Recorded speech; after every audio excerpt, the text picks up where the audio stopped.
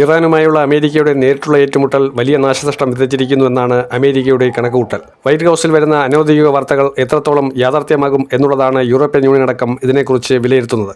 കാരണം അമേരിക്കയുടെ വലിയ രീതിയിലുള്ള സ്വാധീനം മിഡിൽ ഈസ്റ്റിൽ കുറയുകയാണ്. അമേരിക്കയ്ക്കെതിരെ ചിന്തിക്കുക പോലും ചെയ്യാതിരുന്ന മിഡിൽ ഈസ്റ്റിലെ രാജ്യങ്ങൾ ഇപ്പോൾ അമേരിക്കയെ തള്ളിപ്പറയുന്നു, ഒരു കൂസലുമില്ലാതെ.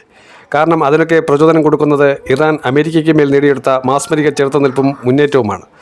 വിജയം എന്നതിനപ്പുറത്തേക്ക് ചെറുത്തുനിൽപ്പാണ് ഇറാൻ്റെ ഏറ്റവും മികച്ച പ്രകടനം.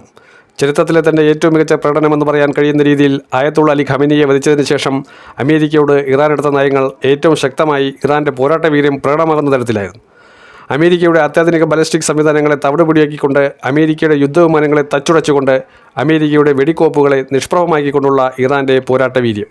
മസൂദ് പെസഷ്കിയാൻ പറഞ്ഞതുപോലെ ഇറാൻ ലോകത്തെമ്പാടുമുള്ള അമേരിക്കയുടെ ഏറ്റവും വലിയ ചൂഷണ രീതികൾക്ക് വിധേയപ്പെട്ട അല്ലെങ്കിൽ അതിൻ്റെ ഇരകളാകേണ്ടി വന്ന രാജ്യങ്ങൾക്ക് വേണ്ടി നിലനിൽക്കുകയാണ് എന്നുള്ളതാണ്. അമേരിക്കയുടെ ഏകാധിപത്യ നിലപാട് ശരിയല്ല.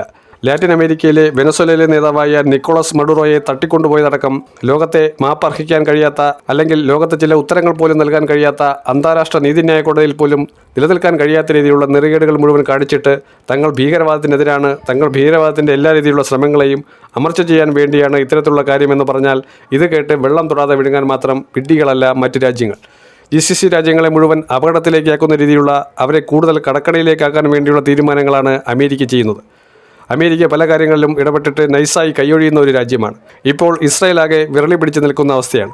നെതന്യാഹു മാരക അസുഖം ബാധിച്ച് കിടപ്പിലാണ് എന്ന റിപ്പോർട്ടുകളും പുറത്തു വരുന്നുണ്ട്. ഇസ്രായേലിൻ്റെ നല്ല കാലം മുഴുവൻ അവസാനിച്ചിരിക്കുന്നു. ഇസ്രായേൽ ഇനി വേട്ടയാടപ്പെടുന്ന ഒരു രാജ്യമായിരിക്കും.